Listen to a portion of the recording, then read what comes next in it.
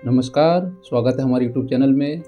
और आज हम एक ऐसे स्टॉक का रिव्यू करने वाले हैं जो एक बड़ा अप मूव देने के लिए तैयार हो रहा है। इस स्टॉक को मैं 150 रुपये से ट्रैक कर रहा हूं और आज वो 450 हो चुका है। 450 का हाई बना के आया था और अभी 400 रुपये पे ट्रेड कर रहा है। इससे पहले मैंने पीछे जो वीडियोस बनाई थी जिनका मैंने रिव्यू किया था, उसमें से मैं कुछ वीडियोस का शॉर्टकट में मैं कुछ आपको बताया था कि कौन किस पोजीशन में है। तो पहले हम निफ्टी को देखते हैं। मैंने यहाँ पे वीडियो बनाया था और बताया था कि 17,600 तक जाएगा क्योंकि ब्रेकआउट दे रहा है, जाना ज़रूरी है, और वो वहाँ तक गया है। उसके बाद से मैंने एक कोटक महिंद्रा बैंक का बनाया था, मैं दिखाता हूँ। कोटक महिंद्रा बैंक, उसमें 1890 का मैंने पहला टारगेट दिया था, वो उसने अचीव कर लिया है और 200 मूविंग एवरेज के ऊपर भी ब्रेकआउट इसने दे दिया है। अब ये अपने 400 रुपये की रैली जो मैंने बताई थी उसके लिए तैयार हो रहा है। अगला स्टॉक था एक आरबीएल बैंक, उसके बारे में मैं थोड़ा सा बता देता हूँ। आरबीएल बैंक के बारे में मैंने बताया था आपको इन डेप्थ। मैंने बताया था कि कैसे ये इस लेवल पे 20-25 की रेंज में ये सपोर्ट होगा और उसी सपोर्ट पे लेके ये आगे बढ़ा है उसी सपोर्ट के बाद। और उसके बाद से आरबीएल बैंक का क्या टारगेट होगा, इसका कैसे ये आरबीएल बैंक ऊपर जा सकता है, मैंने इन डेप्थ रिव्यू किया है, उसको जाके एक बार वीडियो को देखिए। एक अगला स्टॉक था पीवीआर। इसने तो मुझे बहुत हैरान किया है पीवीआर ने, क्योंकि अगर आप नोटिस करेंगे तो इस पूरे हफ्ते ये गैप डाउन के साथ ओपन हुआ है, लेकिन हर बार ये गैप डाउन के साथ ओपन होने के बावजूद भी ये ऊपर आ जाता है। आप इसको अगर देखना ये गैप डाउन ओपनिंग, तो इसकी आवरली चार्ट पे जाके देखिए, डेली ये गैप डाउन ओपनिंग देता है और फिर ये ऊपर चला जाता है। यानी कि समझ सकते हैं कि ये कितना पावरफुल है और कितना आगे की रैली के लिए तैयार हो रहा है। और इसने ब्रेकआउट भी दिया है। मैंने इसकी वीडियो बनाई थी, लगभग यहाँ पे कहीं बनाई थी मैंने, तो उसको भी जाके आप देख सकते हैं। अगला स्टॉक मैंने रिव्यू किया था स्टेट बैंक ऑफ इंडिया का। तो उसमें मैंने बताया था कि ये कैसे तैयार हो रहा है नेक्स्ट रैली के लिए, और जब मैंने रिव्यू किया था तब 470 पे था और 490 पे ट्रेड कर रहा है और इसका चैनल का ब्रेकआउट इसने दिया है। अब चलते हैं, जिस स्टॉक के बारे में बात कर रहा था उस स्टॉक पे चलते हैं हम और उसका रिव्यू करते हैं और देखेंगे उसका क्या टारगेट होगा और क्या सपोर्ट होगा। तो वो स्टॉक है डीएलएफ, प्रॉपर्टी शेयर का है, प्रॉपर्टी इंडेक्स का है, और प्रॉपर्टी इंडेक्स में सबसे ज़्यादा वेटेज रखने वाला शेयर है डीएलएफ। लगभग 24% की वेटेज रखता है डीएलएफ। और ये स्टॉक काफ़ी दिनों से भी चल नहीं रहा था, लेकिन अब ये आगे की रैली के लिए तैयार हो रहा है। तो इसका हम रिव्यू करेंगे इन डेप्थ और हम जानेंगे कि इसका क्या टारगेट बनेगा और क्या इसका सपोर्ट बनेगा। तो सबसे पहले थोड़ा पीछे चलते हैं, इसने स्टॉक ने कैसे बिहेव किया है।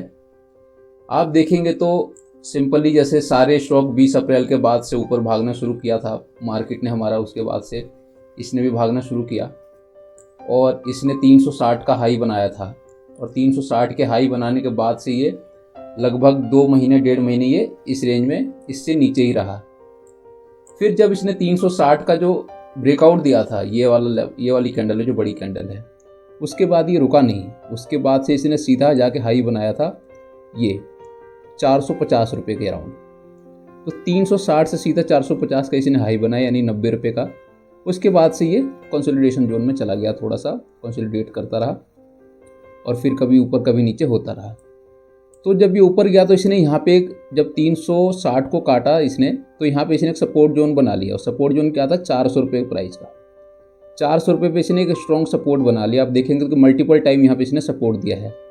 आप देखेंगे यहाँ पे भी सपोर्ट दिया, यहाँ पे भी कई बार सपोर्ट दिया इसने 400 पे। बार बार यहीं आके रुक जाता है, इससे नीचे नहीं आया ये। यहाँ भी देखिए आप इस लेवल पे, फिर यहाँ भी इस लेवल पे। और जब इसने इस 400 का लेवल तोड़ दिया इसने, तो सीधा 360 पे आ गया।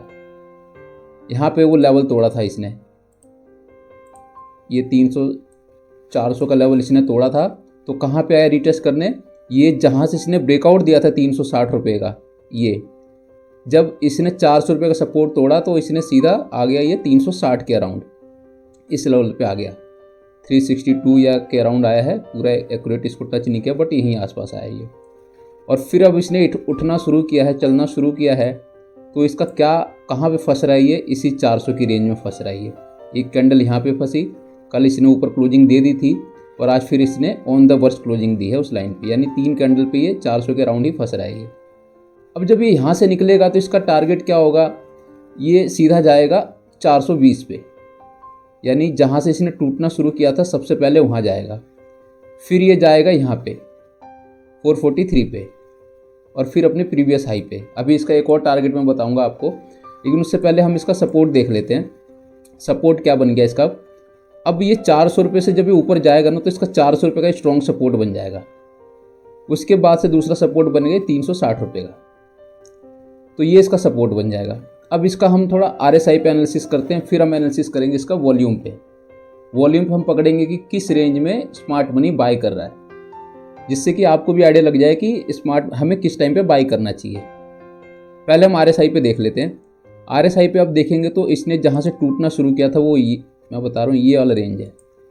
देखो RSI ने पहले इंडिकेशन दे दिया था, प्राइस कंटिन्यू ऊपर जा रहा था और RSI कंटिन्यू नीचे आ रही थी, तो ये अपोजिट हो गया। तो जब प्राइस ऊपर जाता है और RSI नीचे आता है, लोअर लो बनाता है, तो इसका मतलब कि स्टॉक गिरने वाला है, वो ज़बरदस्ती ऊपर जा रहा है।